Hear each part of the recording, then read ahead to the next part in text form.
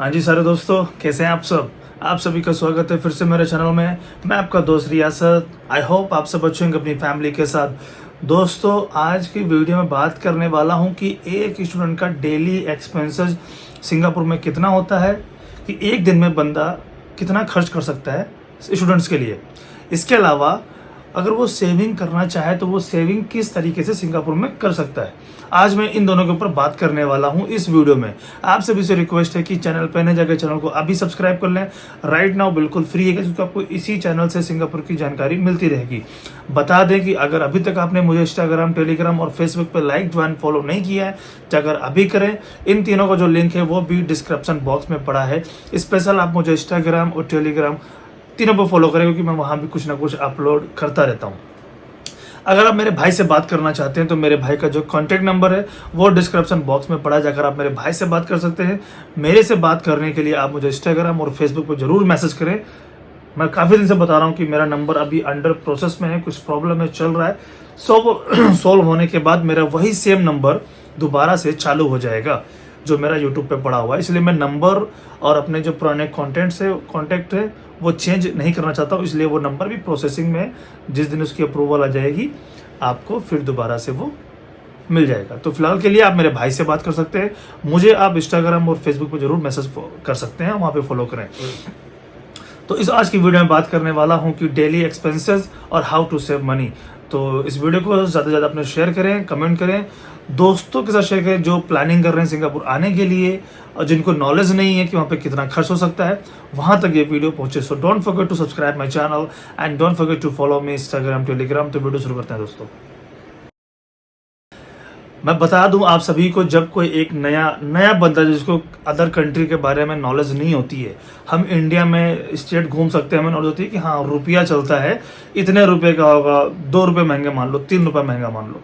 But आप जब country छोड़ के दूसरी कंट्री में आते हैं तो वहाँ की नॉलेज नहीं होती है कि पानी की बोतल कितने की होगी, सिम कार्ड कितने। आप नेट पे सर्च कर सकते हो, बट नेट पे सर्च करने का मतलब ये नहीं कि आपको इसी रेट में मिल जाएगी। यहाँ पे पानी की बोतल डिफरेंट रेट में मिलती हैं, सिम कार्ड भी डिफरेंट रेट में मिलते हैं, खाना भी डिफरेंट रेट में मिलता है, फिक्स नहीं है यहाँ पे। जो बोतल आप एक 7-Eleven में लोगे वो बोतल आप किसी सुपरमार्केट से या दुकान से लोगे, जमीन आसमान का अंतर होता है गाइस, ठीक है।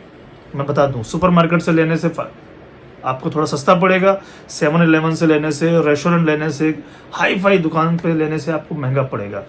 तो मैं बात करूंगा 1 by 1 कि कैसे आप डेली एक्सपेंसेस कर सकते हैं, कितना खर्चा आ सकता है अकॉर्डिंग टू मी मेरे अनुसार कितना खर्चा आ सकता है। तो देखो, सबसे पहले अगर कोई स्टूडेंट सिंगापुर में आता है इंडिया से, तो वो छोड़ दो कि वो एयरपोर्ट से घर तक कैसे आएगा, टैक्सी से आए, बस से आए, MRT से आए, डिपेंड करता है उसके ऊपर। आने के बाद सिम तो लेगा ही लेगा, MRT कार्ड लेगा, यानी कि मेट्रो कार्ड तो लेगा ही लेगा। इसके अलावा डेली छोटा मोटा सामान भी लेना पड़ेगा, स्कूल में भी खर्चे होते हैं, मेडिकल का और स्टूडेंट पास का। तो आप थोड़ा ये साइड में रख दें। एक नया मंथ स्टार्ट होता है, तो नया मंथ में आप क्या करते हैं? सबसे पहले आपको अपना सिम कार्ड रिचार्ज कराना पड़ता है, जिसका जो यहाँ पे प्राइस है $10 से स्टार्टिंग है। आप 10 रुपये मान के चले कि $10 में आपको आपका सिम रिचार्ज हो जाएगा, चाहे वो आपको इसमें बैलेंस और डाटा मिलेगा। इसके अलावा वाईफाई फ्री होता है, जहाँ आप रहोगे वहाँ पे वाईफाई फ्री होगा, स्कूल जाओगे वहाँ वाईफाई फ्री है, बस में वाईफाई फ्री है, मेट्रो में, मॉल में और यहाँ पे पब्लिक जगहों पे भी वाईफाई फ्री है, मैकडोनल्ड में वाईफाई फ्री है। तो आप $10 मान के चलें कि आपका $10 खर्चा हो सकता है सिम का। इसके अलावा आप ट्रांसपोर्टेशन का जोड़ लें। आप ये ना करें कि 2 दिन के बाद टॉपअप कराया, 3 दिन के बाद टॉपअप कराया, एक 1 शॉट टॉपअप करा लो, आपको मंथली हेडेक हट जाएगी। मैंने यहाँ पे लोगों को देखा है कि मेरे MRT में बैलेंस खत्म हो गया है, आपके पास $5 पड़े हैं क्या, $10 पड़े, लोग मांगते हैं, उधार मांगते हैं कि भाई मेरे MRT में खत्म होगा, या फिर आपका MRT कार्ड लेके चले जाएंगे। तो यार मैं ये नहीं कहूँगा, आप सीधे $150 अपने MRT कार्ड में टॉपअप करा लें, जो आपका 1 महीना आराम से निकाल देगा अच्छे से, ठीक है। तो 150 प्लस आपका 10 रुपये MRT का, ठीक। आप रूम रेंट छोड़ दो, क्योंकि रूम रेंट तो आप जहाँ भी रहोगे देना पड़ेगा। मैं आपके ये बोल रहा हूँ मंथली में, जिसमें आपका हो गया। अब मैं आता हूँ, ये हो गया आपका मंथली प्लान हो गया, ठीक। आपका रेंट, आपका सिम कार्ड और आपका ट्रांसपोर्टेशन, ये मंथली हो गया। ठीक, आप इसको 1 महीने आप यूज कर सकते हो। अब मैं आता हूँ डेली के ऊपर। देखो भाई, डेली अगर आप को हैबिट है कि हाँ मैं सुबह सुबह मुझे ब्रेकफास्ट करना है, दोपहर में मुझे हैवी लंच करना है, डिनर करना है, इसके साथ मुझे कोल्ड ड्रिंक पीने का शौक है, तो ठीक है, क्योंकि यहाँ पे आने के बाद लोगों का सब कुछ एक कम हो जाता है, टाइम चेंज हो जाता है। ठीक है, तो डेली के एक्सपेंसेस पे अगर आप 2 भी पराठे खाते हो, यहाँ पे जो ब्रेकफास्ट जो फेमस है, जो आपको सब वे मिल जाएगा, वो है पराठे। अंडा पराठा होता है, एक प्लेन पराठा होता है। प्लेन पराठा होता है $1 का, अंडा पराठा होता है, डिपेंड करता है कि कहाँ पे आप खा रहे हो, तो 150 से स्टार्टिंग है। तो अगर आप 2 अंडे पराठे खाते हो तो $3 के अंडे पराठे हो गए, और चाय पीते हो तो आपकी 130, 120 और 150, तो आप 150 मान के चले, तो आपका $4.5 में आपका ब्रेकफास्ट होगा। डोसा भी लेते हो तो आपको डोसा भी $2 का मिलता है। अगर आप ब्रेड वगैरह लेते हो तो वो आपको जाना पड़ेगा टोस्ट बॉक्स में, ब्रेड में, या किसी कॉफी शॉप पे जाना पड़ेगा, तो वहाँ भी उतना ही का होता है जितना का आप पराठा खाओगे। तो मेरे हिसाब से आप पराठा खाओ, पराठा हैवी होता है जो आपको लंबे समय तक खींच ले जाएगा। ठीक है, अंडे पराठा खाओ, अंडे पराठा आपको यानी कि 4-5 घंटे तक आपको भूख नहीं लगेगी, क्योंकि लोग यहाँ पे यही करते हैं। अंडे पराठे हो गए, चाय होगा, तो आपका $4.5 में तो आपका यही हो गया। ठीक, $2 से $2.5 आपका MRT कार्ड मान लो डेली का। अगर आप काम पे जाते हैं, कॉलेज जाते हैं, आते हैं, तो $2.5 से $3 आप मान के चलो कि आपका MRT कार्ड चला जाएगा। ठीक है, ट्रांसपोर्टेशन में तो आपका 4.5 प्लस 3, $7.5 तो आपका यही हो गया। इसके अलावा आप लंच करते हो तो आप $5 से $6 में अच्छा सा खाना पेट भर के खा लोगे। आप पेट भर के खाना खा लोगे, तो आप $5 मांग चले कि हाँ $5 में, यहाँ पे बहुत सारे रेस्टोरेंट्स हैं, $5 में आप ज़्यादा से ज़्यादा खाना खा सकते हो पेट भर के। तो 7 और 5 $12। इसके अलावा अगर आप डिनर भी करते हो, हैवी डिनर करते हो, तो हैवी डिनर का भी $5 मान लो, तो 12, 5, 17। अब बचे $1-2 जिसमें आप कोल्ड ड्रिंक भी पी लोगे, पानी भी पी लोगे, तो $20 अकॉर्डिंग टू मी। और यहाँ पे अनुमान भी है, गवर्नमेंट की इनकी जो वेबसाइट है, कुछ लोकल की वेबसाइट है, उसके अनुसार भी जो एक बंदे का जो खर्चा आता है $20 आता है पर डे का, जिसमें खाना, ट्रांसपोर्टेशन, ब्रेकफास्ट, ड्रिंक्स इंक्लूड होती है। अगर आप बियर पियोगे, जूस पियोगे, टैक्सी यूज करोगे, तो आपका $50 भी खर्चा आ सकता है डेली का। बट मैं एक स्टूडेंट्स के लिए कह रहा हूँ कि एक स्टूडेंट्स का जो है बेसिक से बेसिक जो है $20 आएगा। आप अब इसको कम भी कर सकते हो, क्योंकि यहाँ पे लोग ब्रेकफास्ट स्किप कर देते हैं। ठीक, तो आप $15 में भी काम चला सकते हो अपना डेली का। अगर आप कुकिंग नहीं करते हो, कॉलेज की टाइमिंग डिफरेंट है, गुरुद्वारा नहीं जा पाते हो, बाहरी खाना खाते हो, काम नहीं करना है, तो आपका $15 से $20 पर डे खर्चा आएगा। अब आप इसको कैलकुलेट कर लें, 500 से लेके $600 पे आपका ट्रांसपोर्टेशन, खाना, सिम कार्ड सब हो जाएगा, और 400-500 रेंट, तो आपका 1200 रुपये महीने का खर्चा आएगा। इस तरीके से अगर आप गुरुद्वारे में खाना खाते हो तो सिर्फ आप ट्रांसपोर्टेशन का ही ऐड कर लो $3-4, बाकी आपका सब बच जाएगा। बट गुरुद्वारा में जाने के लिए आपके पास टाइम होना चाहिए। ठीक, तो ये था डेली एक्सपेंसेस की आपका $15 से $20 डेली एक्सपेंसेस आ जाएगा। अगर आप कुछ फालतू खर्चे नहीं करते हो, जो मैंने बताया, ब्रेकफास्ट, ट्रांसपोर्टेशन, लंच, डिनर और इसके अलावा कोल्ड ड्रिंक और पानी, तो आपका $20 खर्चा आ जाएगा।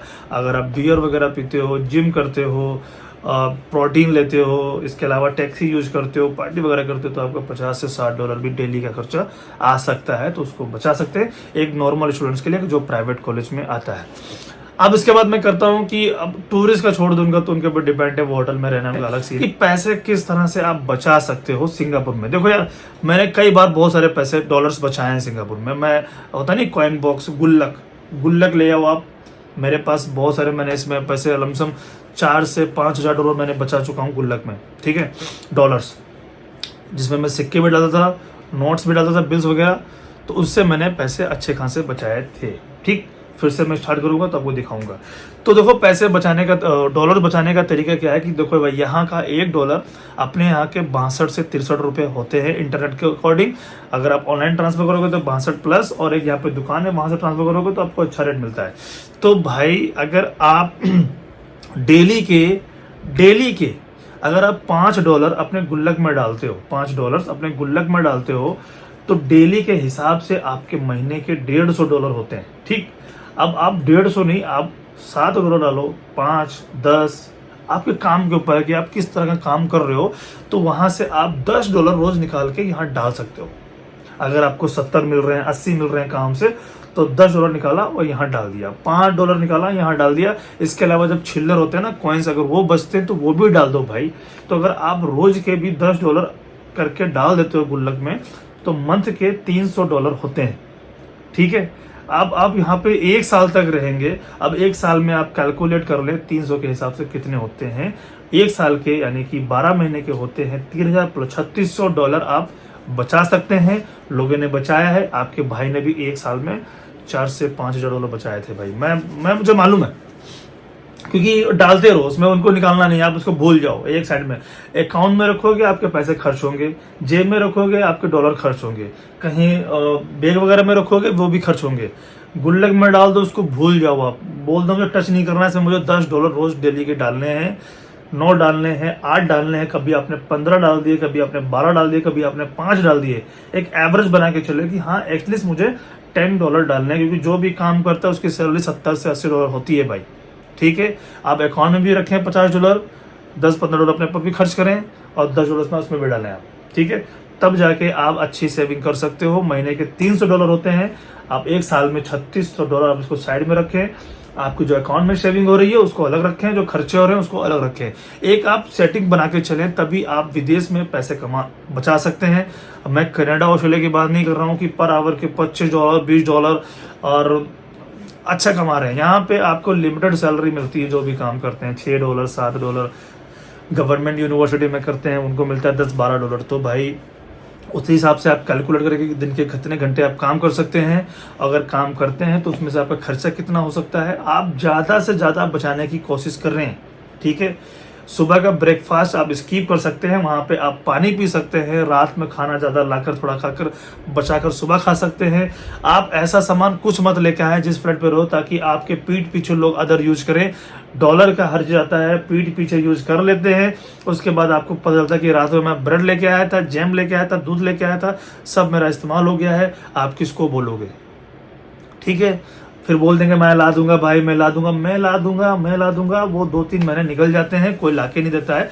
तो सब कुछ आप ही को करना पड़ेगा। आप होशियार रहें थोड़ा सा। बाहर $1 एक्स्ट्रा खर्च हो रहा है तो बाहर खा लें, सेफ रहेंगे, किसी से आर्ग्यूमेंट नहीं करना पड़ेगा। That's all. तो आपका जो खर्चा है वो एक दिन में 10 से 15 से $20 खर्चा हो सकता है। गुल्लक में अगर आप जो सेविंग करते हैं वो आप पर डे के साथ $10 यानी कि आपका मंथली जो है $300 आप बचा सकते हैं। तो ये मेरे अकॉर्डिंग था, ये मैंने बताया क्योंकि मैंने भी किया है, लोगों को करवाया भी, लोगों ने बचाया है।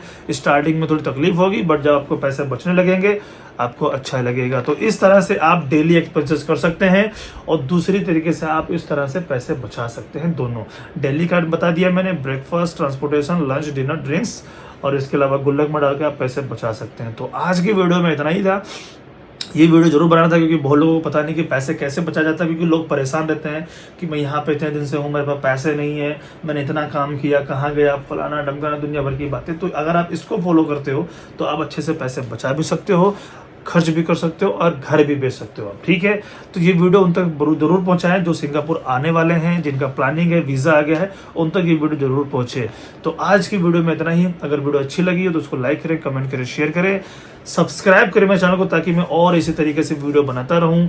आने वाले टाइम पे अच्छी वीडियोस आने वाली हैं आपके नॉलेजेबल में। ठीक है गाइज, तो आज की वीडियो में इतना ही। अगर आपको मुझसे बात करना हो, मुझे इंस्टाग्राम और टेलीग्राम और फेसबुक पर जरूर लाइक जो फॉलो करें, वहाँ मैसेज करें।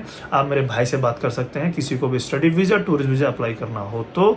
और यहाँ पर अगर किसी तरह की हेल्प चाहिए तो वो मैं हेल्प करता हूँ, उसकी जो भी चार्जेस होंगे मैं आपको बता दूंगा। तो आज की वीडियो में इतना ही, फिर मिलते हैं अगले ब्लॉग में, तब तक के लिए अपना ख्याल रखें।